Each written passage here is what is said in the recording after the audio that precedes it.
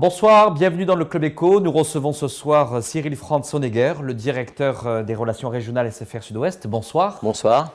Nous sommes en pleine élection régionale. Alors dans le programme des candidats, bien sûr, on a parlé de développement du numérique. Vous êtes un des opérateurs majeurs en France. Est-ce que vous considérez que ça a suffisamment eu sa place dans cette campagne électorale? Parce que bien sûr, vous contribuez au développement économique des territoires. Je ne jugerai pas sur la place qui a été prise par le débat spécifiquement du numérique. Il est clair que l'élection régionale est une élection qui concerne l'aménagement du territoire. C'est une des grandes compétences du conseil régional. Et je crois que tous les conseils régionaux sont complètement branchés sur cet aménagement numérique du territoire. Et les opérateurs comme nous, forcément, nous sommes des opérateurs partenaires de cet aménagement numérique, puisque SFR notamment est un opérateur global, à la fois sur la téléphonie mobile, où on déploie des infrastructures de téléphonie mobile, mais aussi sur la fibre optique. Et notamment dans le sud-ouest, nous avons 6 délégations de services publics de boucles fibre optique qui sont des vrais outils d'aménagement du territoire.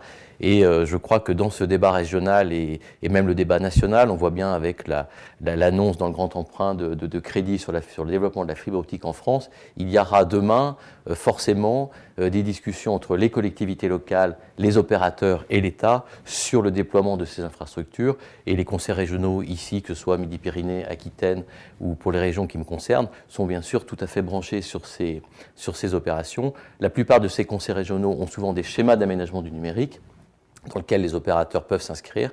Et donc c'est un sujet en effet primordial. Est-ce qu'il a été abordé suffisamment ou pas pendant l'élection régionale? Je ne pense que ce n'est pas le seul sujet de l'élection régionale, mais c'est un des grands sujets d'aménagement du territoire pour les conseils régionaux, c'est sûr.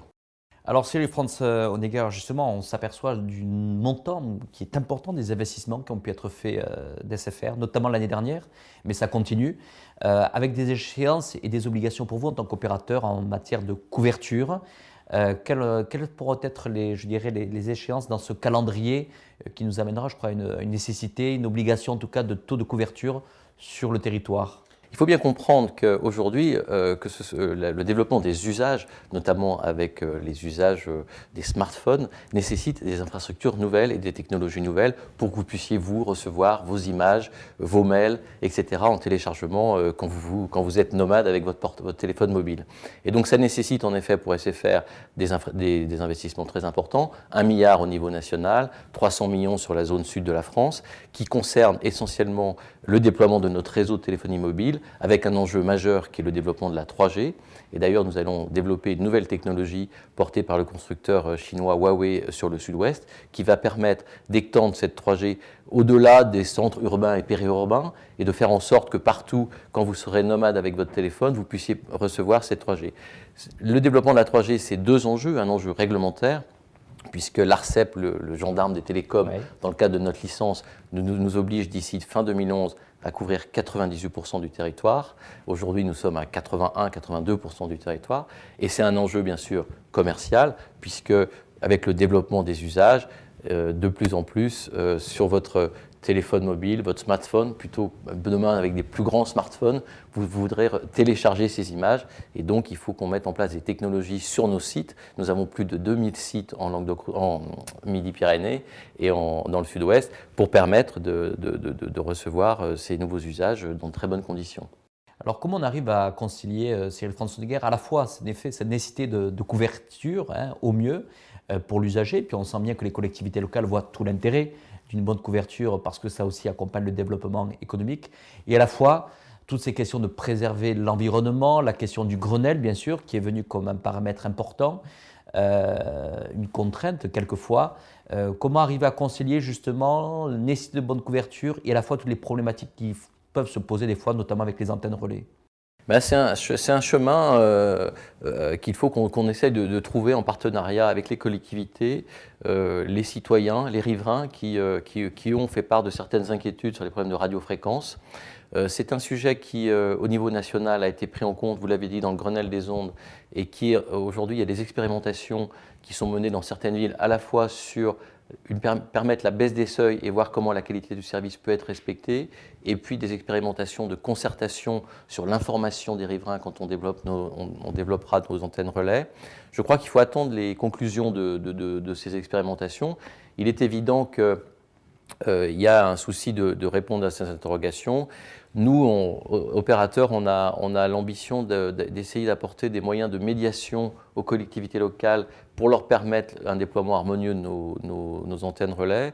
Par exemple, avec la ville de Toulouse, nous négocions actuellement une charte de bonne conduite qui aujourd'hui n'est pas conclue, mais qui devrait aboutir et qui devrait permettre entre la ville, les opérateurs, les riverains, de permettre un déploiement qui convienne à tous. C'est tout l'enjeu de notre déploiement parce que, je le répète, face au développement des usages, nous devons déployer de nouveaux sites ou en tout cas de nouvelles technologies sur les sites existants.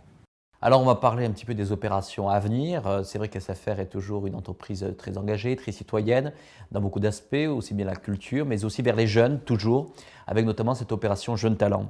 Alors, SFR a mené des partenariats dans le cadre d'une opération, en effet, SFR Jeunes Talents. Il y a un exemple qui a eu lieu à Toulouse avec SFR Jeunes Talents Innovation.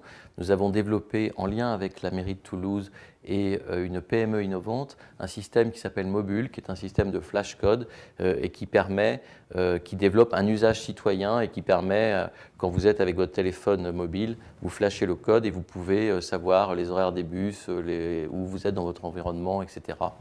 La deuxième opération qui est lancée actuellement, c'est SFR Jeunes Talents Développeurs, qui va nous permettre de susciter des entreprises innovantes qui voudraient travailler sur les applications du Palm que nous allons commercialiser en exclusivité pendant un certain temps. Et donc ce concours est ouvert actuellement, il est accessible sur le site internet de SFR jusqu'au mi-avril. Les développeurs qui veulent y participer peuvent nous faire part de leurs applications et ce prix est doté de 75 000 €. Le premier prix c'est 30 000 € et ça va jusqu'au 5e prix et ça permettra à des entreprises innovantes de participer au développement de ce Palm. Il faut bien comprendre que l'état d'esprit d'SFR dans le cadre de sa recherche-innovation n'est pas une recherche qui est tournée sur elle-même, mais qui est une recherche qui s'appuie sur des PME innovantes. Et c'est l'esprit de ces SFR Jeunes Talents, innovation ou développeurs. Donc, avis aux candidats. Avis aux candidats. Ils peuvent s'inscrire. Ils peuvent s'inscrire et aller sur le site internet d'SFR et trouveront les dossiers de candidature, etc. Merci Cyril Franco-Néguer d'avoir répondu à notre invitation. Je vous en prie, merci.